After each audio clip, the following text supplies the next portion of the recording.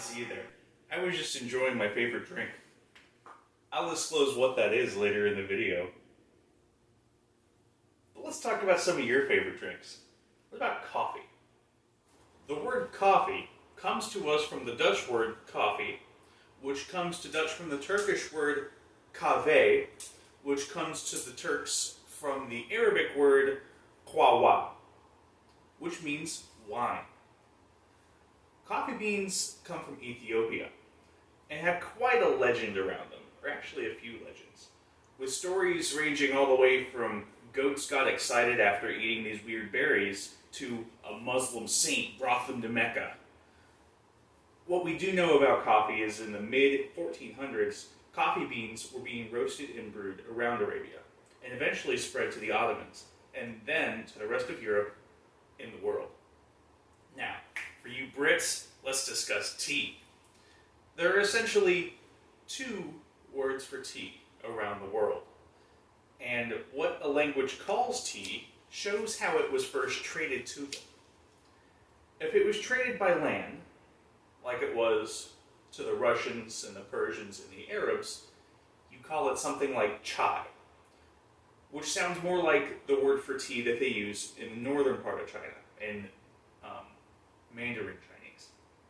If it was traded by sea, like it was to the English, the Dutch, and the Spanish, you call it something like tea, which sounds more like the southern Chinese word for tea.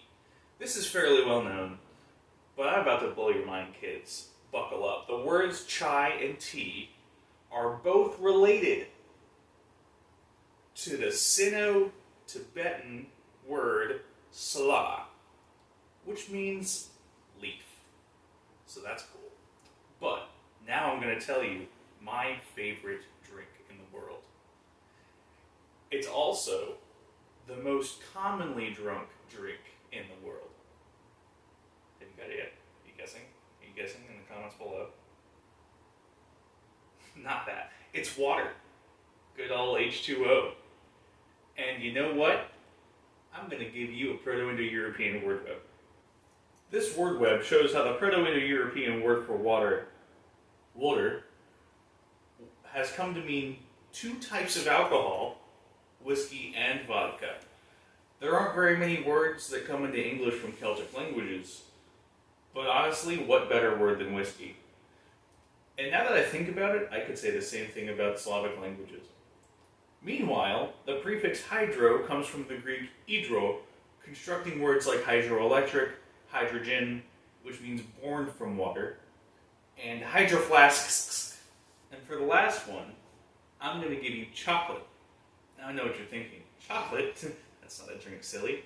But you got to remember, the first way that chocolate was enjoyed was as a drink.